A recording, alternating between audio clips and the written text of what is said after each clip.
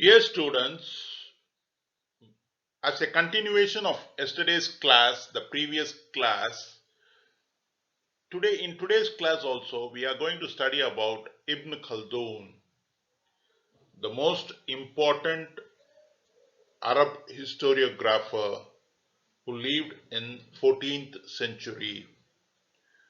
அன்புக்கினிய மாணவர்களே, நேற்றைய வகுப்பின் தொடர்ச்சியாக இந்த வகுப்பிலும் இப்னு கல்தூன் அவர்களை பற்றி படிக்க இருக்கின்றோம். இப்னு கல்தூன் அரபு வரலாற்று வரைவியலாளர்களில் தலைசிறந்த வரலாற்றாசிரியராக 14ஆம் நூற்றாண்டில் வாழ்ந்தார். அவரை பற்றி இந்த வகுப்பில் தொடர்வோம். While studying about the causes for the growth of culture or the growth of societies, Ibn Khaldun says that there are 4 causes which we studied in the last class. And the first cause he identifies is material cause, in which he lays emphasis on economic activity, urban institution, climate and physical features. It was many years afterwards that Karl Marx identified that these factors were the most important factors that determine the society. But the difference between Ibn Khaldun and Karl Marx is that Ibn Khaldun did not say that material cause alone are the sole cause for the genesis of society and genesis of culture. For example, Greece enjoys today almost same material condition as during the classical period, but glory belongs to the past. Hence, material cause is important but not solely important. அன்புக்கினிய மாணவர்களே, சென்ற வகுப்பில் நாம் இப்னு கல்துனுடைய கோட்பாடுகளை பற்றி படித்தோம். அப்படி அவருடைய கோட்பாடுகளை பற்றி படிக்கின்ற போது ஒரு சமூகம், ஒரு கலாச்சாரம், ஒரு பண்பாடு, ஒரு சமூக கலாச்சார பண்பாடு உருவாகின்ற வேளையில் 4 அடிப்படை காரணங்கள் இருக்கின்றன என்று அவர் வாதிட்டார். அப்படி அவர் கொடுத்த முதல் காரணம், ஒரு சமூக கலாச்சார பண்பாடு உருவாவதற்கு அவர் கொடுத்த காரணத்தில் முதன்மையான காரணம் பொருளியல் காரணம். பொருளியல் காரணம் என்று சொல்லுகின்ற வேளையில் அவர் தெளிவாக சொல்கிறார், ஒரு சமூகத்தின் நிலப்பரப்பு, அந்த சமூகத்தின் நிலப்பரப்பின் செழுமை, அந்த சமூகத்தின் நிலப்பரப்பின் சீதோஷ்ண நிலை, அந்த சமூகத்தின் நிலப்பரப்பின் வளமை மற்றும் அந்த சமூகத்தில் இருக்கக்கூடிய இதர பொருள் ஈட்டும் வேலைவாய்ப்புகள் போன்றவை பொருளியல் காரணங்களாக இருக்கின்றன. அந்த பொருளியல் காரணங்கள் ஒரு சமூக கலாச்சார பண்பாட்டை உருவாக்குவதில் மிகப்பெரிய தாக்கத்தை ஏற்படுத்துகின்றன என்று இப்னு கல்தூன் வாதிடுகிறார்.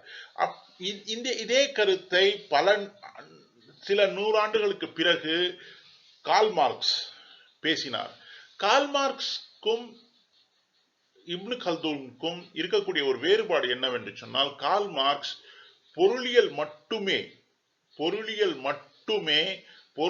காரணங்கள் மட்டுமே ஒரு சமூகத்தை நிர்ணயிக்கக்கூடிய அடிப்படை காரணங்களாக அமைகின்றன என்று சொன்னார். ஆனால் இப்னு கல்தூன் பொருளியல் காரணத்திற்கு மட்டும் சமூக பண்பாட்டை செதுக்கக்கூடிய நிலை உண்டு என்று அவர் வாதிடவில்லை. அவர் பொருளியல் காரணங்கள் தவிர இதர காரணங்களும் உண்டு என்று சொன்னார். ஆனால் கார்ல் மார்க்ஸ் பொருளியல் காரணங்களுக்கு மட்டுமே முன்னுரிமை கொடுத்தார்.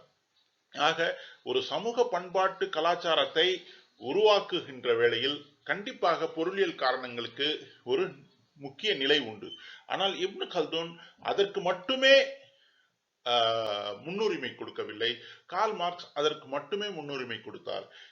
கிரீஸ் என்ற ஒரு நாட்டின் உதாரணத்தை எடுத்துக்கொண்டோமே ஆனால், இப்னு கல்தூன் சொல்லக்கூடிய இப்னு கல்தூனுடைய வாதத்தின் உண்மைத்தன்மையை நாம் அறிய முடியும். கிரீஸ் 2000 வருடங்களுக்கு முன்பு அல்லது 2500 வருடங்களுக்கு முன்பு உலகத்தின் தலைசிறந்த ஒரு நாடாக கருதப்பட்டது, தலைசிறந்த ஒரு நாகரிகமாக கருதப்பட்டது. கிரேக்க மக்கள் தலைசிறந்த ஒரு சமூக கலாச்சார பண்பாட்டை உருவாக்கியவர்களாக கருதப்பட்டார்கள். கிளாசிக்கல் ஏஜ் என்று சொல்லக்கூடிய அந்த காலகட்டத்தில் அவர்கள் மிக சிறந்த உலகத்திற்கு அவர்களுடைய கொடை, அவர்களுடைய அர்ப்பணிப்பு என்பது மிகப்பெரிய அளவில் இருந்தது. ஆக அன்று அவர்களுடைய நிலப்பரப்பு என்ன செழுமை இருந்ததோ, அன்று அவர்களுடைய நிலப்பரப்பு சீதோஷ்ண நிலை எப்படி இருந்ததோ அதே போல்தான் இன்றும் இருக்கிறது. ஆனால் இன்று அவர்கள் அவ்வளவு பெரிய தாக்கத்தை ஏற்படுத்தக்கூடியவர்களாக இல்லை. ஆக பொருளியல் காரணங்கள் எந்த விதத்திலும் மாறவில்லை. ஆனால் அவர்களுடைய செழிப்பு, அவர்களுடைய வளமை, அவர்களுடைய தாக்கம் மாறியிருக்கிறது. அப்படி என்று சொன்னால் கண்டிப்பாக பொருளியல் காரணங்கள் முக்கியமான காரணங்களை ஒழிய அது மட்டுமே ஒரு சமூகத்தை தீர்மானிக்கக்கூடிய காரணங்களாக இருந்துவிட முடியாது என்பதை நாம் உறுதியாக தெரிந்து கொள்ள முடிகிறது. So dear students, as Ibn Khaldun argues that 4 causes are responsible for the emergence of a culture, emergence of a social culture, emergence of a society and culture. One is material cause. Likewise, the second cause he says is the formal cause. And the formal cause is the political cause, in which he says that the state will determine the character and nature of the culture. State is an agency through which culture takes shape, but state still is part of the culture. State offers safety and security for full utilization of economic resources. 3 types of state are there. First state is the state in which goodness of this and next world are recognized. Second state is one in which goodness of this world alone is recognized. Third state is one in which goodness of rulers alone is recognized. First state is regime of law. Second and third state regimes of reason devised by man without light of God. So this is how he classifies states. So அன்புக்கினிய மாணவர்களே, formal structure, அதாவது இப்னு கல்தூன் ஒரு சமூக கலாச்சார பண்பாடு உருவாகுவதற்கு அடிப்படையில் 4 காரணங்கள் மிக முக்கியமானவை என்று சொல்லுகிறார். அப்படி பேசுகின்ற வேளையில் அவர் முதல் காரணமாக பொருளியல் காரணங்களை சொல்றார். இரண்டாவது காரணமாக அவர் அரசியல் காரணங்களை, ஃபார்மல் காஸ் என்று சொல்லி அதை அரசியல் காரணமாக அவர் குறிப்பிடுகிறார். அரசியல் காரணம் என்று சொல்லுகின்ற வேளையில் அவர் வாதிடுகிறார், அரசு என்பதுதான் ஒரு சமூகத்தையும் சமூக கலாச்சாரத்தையும் சமூக கலாச்சார பண்பாட்டையும் தீர்மானிக்கிறது. அரசுக்கு மிகப்பெரிய பங்குண்டு. ஒரு சமூகத்தின் கலாச்சார பண்பாட்டை தீர்மானிப்பதில் அரசுக்கு மிகப்பெரிய பங்குண்டு என்று அவர் வாதிடுகிறார். ஆக இது உண்மையும் கூட. ஆனால் ஒரு விடயம் என்னவென்று சொன்னால், அரசு என்பது சமூக கலாச்சார பண்பாட்டை உருவாக்குவதில் ஒரு மிக முக்கியமான பங்களிப்பு இருந்தாலும் அது சமூகத்தின் ஒரு அங்கமே, சமூகத்தின் ஒரு சிறு அங்கமாகத்தான் அரசு இருக்குமே தவிர அரசே சமூகமாகிவிட முடியாது என்று இப்னு கல்தூன் தெளிவுபட சொல்கிறார். அரசின் பணி என்று சொன்னால், அரசு என்பது ஒரு சமூகம் செழிப்புடன் வாழ்வதற்கு, ஒரு சமூகம் சிறப்பாக வாழ்வதற்கு, ஒரு சமூக கலாச்சார பண்பாடு வளர்வதற்கு தேவையான பாதுகாப்பு உணர்வையும் பாதுகாப்பு தன்மையையும் வழங்குகின்ற ஒரு பணியை அந்த அரசு செய்கிறது. ஆக அரசு என்பது சமூகத்தின் ஒரு பகுதி தவிர அரசே சமூகம் ஆகிவிட முடியாது என்று அவர் சொல்கிறார். அதே போல் அவர் அரசுகளை 3 விதமாக பாகுபடுத்துகிறார். முதல் அரசு எப்படி என்று சொன்னால், அந்த அரசில் இந்த உலகத்தின் நன்மை மற்றும் மறுமையின் நன்மை, அதாவது இந்த உலகம் மற்றும் மரணத்திற்கு பிறகான அடுத்த உலகம், அந்த உலகத்திலும் நன்மை, இந்த 2 உலகங்களின் நன்மையையும் தேடுகின்ற அரசு முதல் அரசு. இரண்டாவது அரசு இந்த உலகத்தின் நன்மையை மட்டுமே தேடுகின்ற அரசு. மூன்றாவது அரசு ஆளுபவர்களுடைய நன்மையை மட்டுமே தேடுகின்ற அரசு.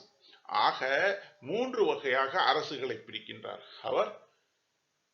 முதல் நிலையான அரசு, இந்த உலகத்தின் நன்மையையும் அடுத்த உலகத்தின் நன்மையையும் நாடுகின்ற அரசை சட்டத்தின் அரசு என்று சொல்கிறார். இரண்டாம் மற்றும் மூன்றாம் நிலை அரசுகளை அறிவின் அரசு என்று சொல்கிறார்.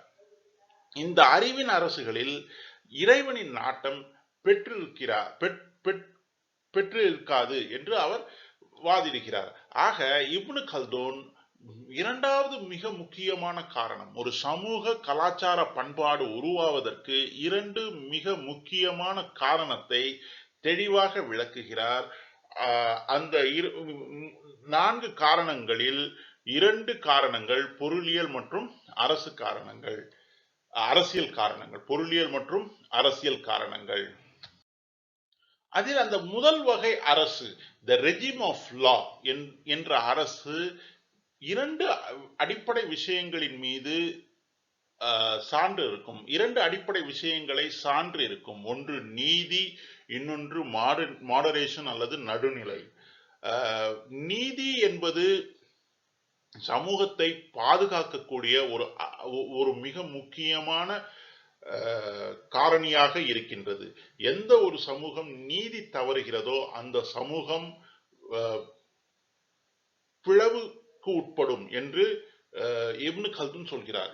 ஒரு சமூகத்தில் மிக முக்கியமான விஷயம், அந்த சமூகத்தில் நீதி நிலவ வேண்டும். ஒரு சமூகத்தில் நீதி இல்லை என்று சொன்னால் அந்த சமூகம் பிளவுபடும். ஆக சமூகத்தை பாதுகாக்கக்கூடிய மிக முக்கியமான காரணியான நீதியை பெற்றிருக்கக்கூடிய அரசாக முதல் வகையான அரசு, அதாவது ரெஜிம் ஆஃப் லா இருக்கும் என்று இப்னு கல்தூன் சொல்கிறார். அதே போல் மாடரேஷன், நடுநிலை. ஒரு நல்ல அரசு, ரெஜிம் ஆஃப் லா என்று சொல்லக்கூடிய அரசு நடுநிலையோடு செயல்படும். அது மனிதர்களுக்கு எதிரான அத்துமீறல்களை தடுக்கக்கூடிய ஒரு அரசாக இருக்கும் என்று அவர் சொல்கிறார். ஆக அரசர் ஒரு அரசில் அரசராக இருக்கக்கூடியவர், ஒரு அரசில் அரசு பணியை செய்யக்கூடியவர், ஒரு அரசை நிர்வகிக்கக்கூடியவர், ஒரு அரசை ஆட்சி செய்யக்கூடியவர் உடைய மிக முக்கியமான பணி என்னவென்று சொன்னால் அங்கு சட்டத்தின் ஆட்சி நிலவ வேண்டும் என்பதுதான். சட்டத்தின் ஆட்சி என்பது என்னவென்று சொன்னால் அரசர் தன்னுடைய ஆசாபாசங்களுக்கெல்லாம் அப்பாற்பட்டு அந்த சமூகம் ஒரு தெளிவான சட்டத்தை பின்பற்றக்கூடிய சமூகமாக இருக்க வேண்டும். அதாவது அங்கு சட்டம் மேலோங்கி இருக்க வேண்டும். எந்த ஒரு நாட்டில் எந்த ஒரு இடத்தில் சட்டம் மேலோங்கி இருக்கிறதோ அங்கு சட்டம் ஒழுங்கு இருக்கும். எந்த ஒரு நாட்டில் சட்டம் இல்லாமல் இருக்கிறதோ அங்கு வன்முறைகளும் தேவையற்ற வன்முறைகள் தான் நிலைத்திருக்கும். ஆக ஒரு அரசரின் மிக முக்கியமான தேவை என்னவென்று சொன்னால் சட்டத்தின் ஆட்சியை நிலை பெறச் செய்ய வேண்டும். ஆக அரசுகளை அவர் 2 வகையாக, அதாவது அரசுகளை மேலும் அவர் 2 வகையாக பாகுபடுத்துகிறார். ஒன்று என்லைட்டன் டெஸ்பாட்டிசம், இன்னொன்று ஆட்டோகிராட்டிக் டெஸ்பாட்டிசம். இது இரண்டுக்கும் இருக்கக்கூடிய வேறுபாடு என்னவென்று சொன்னால், எந்த இடத்தில் என்லைட்டன் டெஸ்பாட்டிசம் இருக்கிறதோ அந்த இடத்தில் மக்களின் நலன் பேணும் ஆட்சி இருக்கும். எந்த இடத்தில் ஆட்டோகிராட்டிக் டெஸ்பாட்டிசம் இருக்கிறதோ அந்த இடத்தில் அரசரின் விருப்பு வெறுப்புகளே அரசருடைய சொந்த நலன் மட்டுமே பேணி காக்கப்படும். அப்படிப்பட்ட ஒரு அரசு பிற்காலத்தில் சர்வாதிகாரமாக, கொடுங்கோன்மையாக மாறும் என்று அவர் சொல்கிறார். So students, the regime of law is based on justice and moderation. So justice is an important factor to prevent the society, or justice is an important factor to safeguard the society. A society in which justice is not there will break up. A society in which justice is not there, there will be a breakup, or the society will have to face a split. The society will have to face divisions. So a regime of law will be based on justice and also moderation. What is moderation? Moderation is um, a stand in which a balanced stand in which you prevent excesses being committed on people. So the regime of law should have justice and moderation. Likewise, uh, Ibn Khaldun discusses about the qualities of the rulers, and he says that any ruler must establish a rule of law. Rule of law is very imminent in a society, and he describes that there could be two type of rulers: one who establishes enlightened despotism, other who establishes autocratic despotism. The difference between both these two is where there is enlightened despotism, people are safe, people are happy.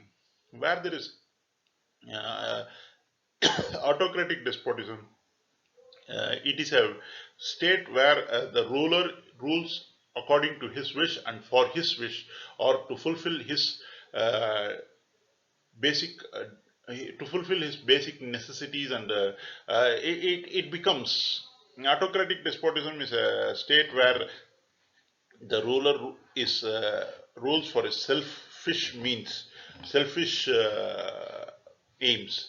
So, in an enlightened despotism, people are happy. People's wish is fulfilled. People's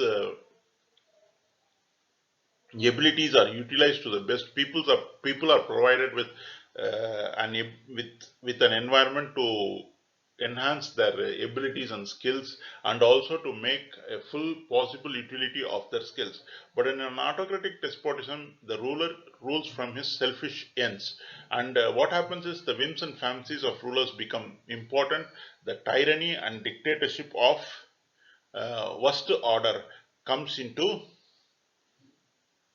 uh, effect in this type of autocratic despotism.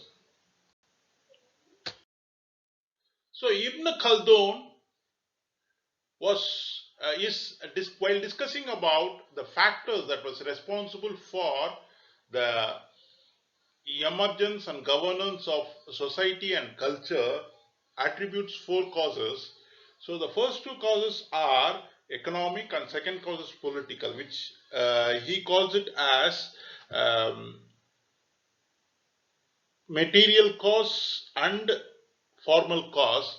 And the third factor, he calls it as efficient cause, and identifies the social factors as the efficient cause.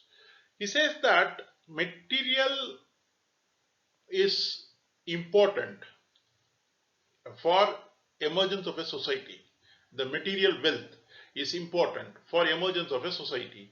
The form or state or politics is also important, but they alone cannot be important. He identifies that society is a force that provides the movement necessary for the society and culture to originate, grow, and decay.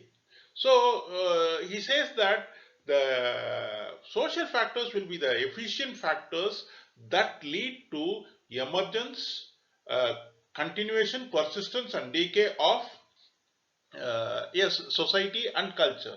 And according to him, he identifies uh, certain states or countries which have already decayed, and certain uh, cultures which have continue and persist even today. See, for example, Greek and Roman civilizations. They were a very great civilization of the world, of the past world, but they have completed their cycle. They have emerged, they have grown, they have decayed. And there are certain civilizations which are have grown and continue to exist. Uh, for example, India, China, Arabia, these civilizations have existed for a longer time. And he identifies social factors as the most important factors that have led to emergence, continuation, persistence, and decay of the state and culture, the society and culture. So, and now he says that while growing, uh, or from emergent state to a growth state and to a decay state, there are changes in culture, and these changes are of qualitative nature or quantitative nature. Qualitative nature is growth in civilizational factors, uh, that is a growth in uh, the life, quality of life, and the quantitative nature is the growth in extent of the region. So he identifies the change as two, one qualitative or quantitative. And again he says the changes are emerging because of necessity. And this necessity he identifies it as natural, absolute, and compulsory. When he says natural, there are certain parts of culture which are which change because of nature itself, and the second one is absolute. When he says that change is because of absolute factors, he identifies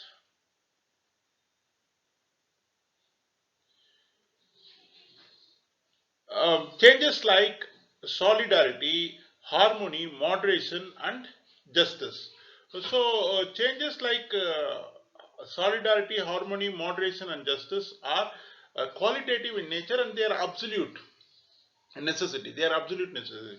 And there will be some changes which will be compulsory, or compulsory in the sense revolt against a tyrant ruler is due to because of some compulsion.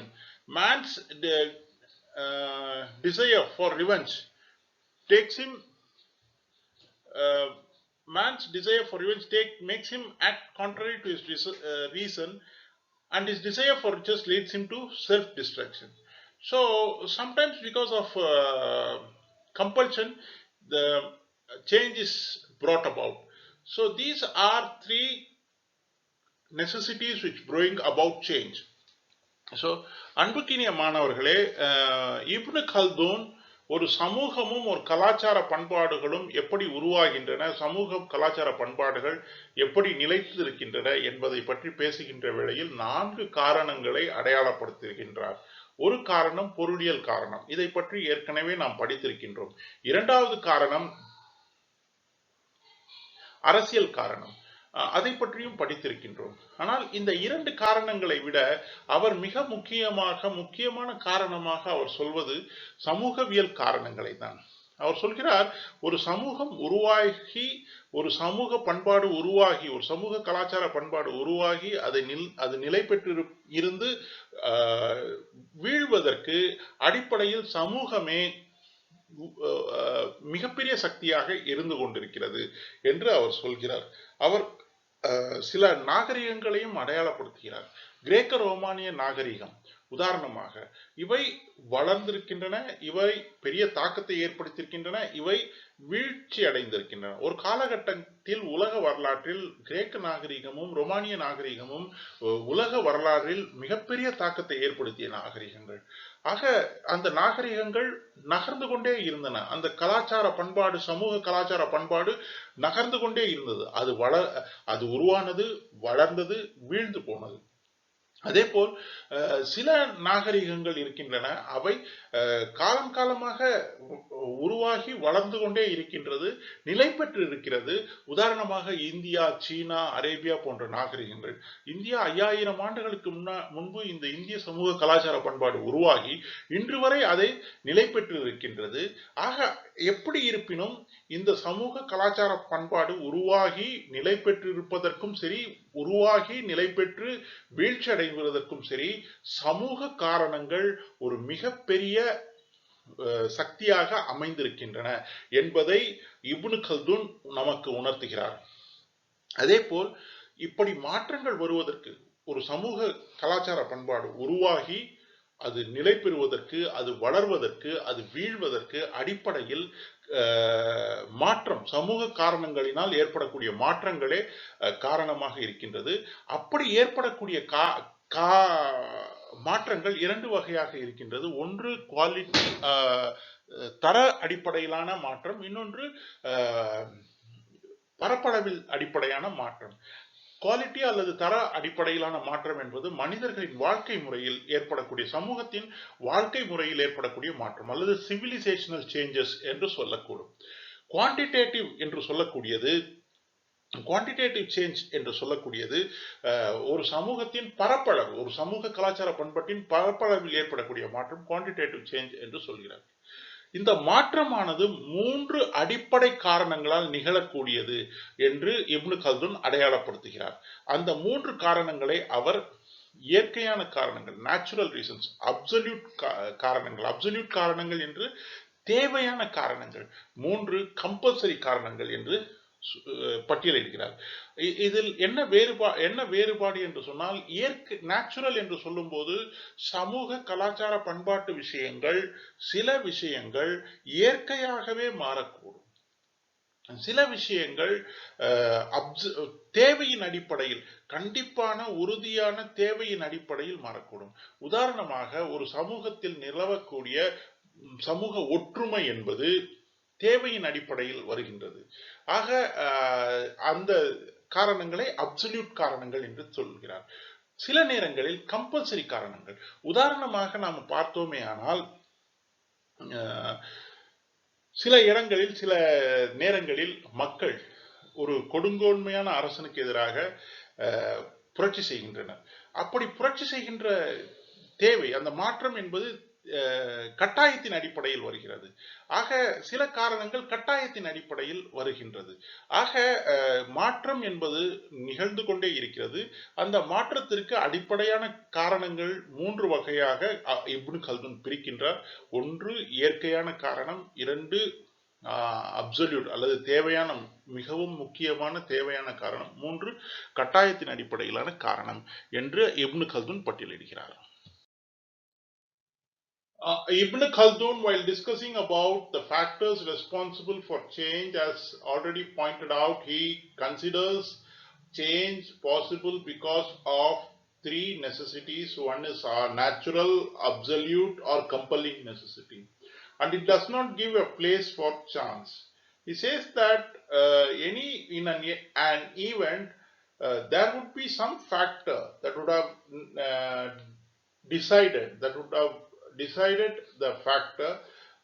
And when we talk about fortune or misfortune, it is because we are not able to identify the hidden factors.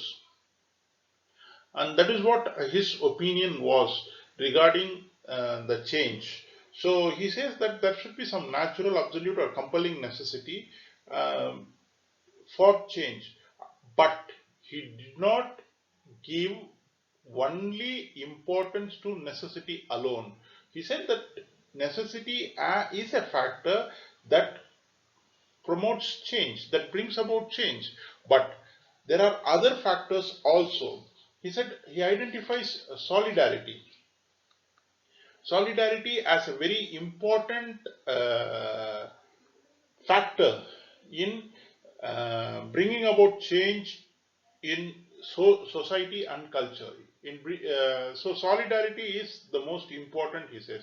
And he identifies the solidarity in 3 types: natural solidarity, rational solidarity, and religious solidarity. So these 3 types of solidarities can bring about change in a society and in a culture, he identifies. So these are the factors that bring about change according to Ibn Khaldun. அன்புக்கினிய மாணவர்களே, மாற்றம், சமூக கலாச்சார பண்பாட்டு மாற்றங்களை பற்றி இப்னு Khaldun பேசுகின்ற வேளையில் அவர் சான்ஸ், அதாவது ஃபார்ச்சூன் ஆர் மிஸ்ஃபார்ச்சூன் என்று சொல்வோம் அல்லவா. ஃபார்ச்சூன் ஆர் மிஸ்ஃபார்ச்சூன் என்று சொன்னால் அதிர்ஷ்டம் என்ற சொல், அதிர்ஷ்டம் அல்லது துரதிர்ஷ்டம் போன்ற விஷயங்கள் மாற்றத்தை உருவாக்குவது இல்லை என்று அவர் சொல்கிறார். அவர் சொல்கிறார், ஏதேனும் ஒரு காரணம் இருக்கும். நாம் அதிர்ஷ்டம் என்றும் துரதிர்ஷ்டம் என்று சொல்வதும் நம்மால் அடையாளப்படுத்த முடியாத காரணங்களை அதிர்ஷ்டம் அல்லது துரதிர்ஷ்டம் என்று சொல்லிவிடுகிறோம் என்று இப்னு கல்துன் சொல்கிறார். எப்படி இருப்பினும் அவர் மாற்றத்திற்கு அடிப்படையான காரணம் கட்டாய தேவை மட்டுமல்ல, இன்னும் இதர காரணங்கள் இருக்கின்றன. குறிப்பாக அவர் சாலிடாரிட்டி, ஒற்றுமை, ஒரு சமூகத்தில் இருக்கக்கூடிய ஒற்றுமையை மாற்றத்தை உருவாக்கக்கூடிய சக்தியாக அடையாளப்படுத்துகிறார். ஒரு சமூகத்தில் நிலவக்கூடிய சமூக ஒற்றுமை தான் ஒரு சமூக கலாச்சார பண்பாட்டில் அதிகமான மாற்றத்தை உருவாக்குவதற்கு வல்லமை படைத்தது என்று அவர் சொல்கிறார். மேலும் அவர் இந்த சமூக ஒற்றுமையை 3 அடிப்படைகளில் அவர் பட்டியலிடுகிறார்.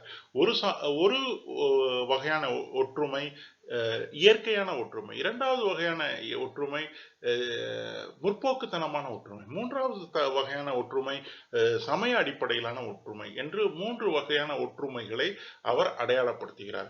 இயற்கையான ஒற்றுமை என்பது இயற்கையான காரணங்களால் ஏற்படக்கூடியது. அது இயல்பாக ஏற்படக்கூடியது.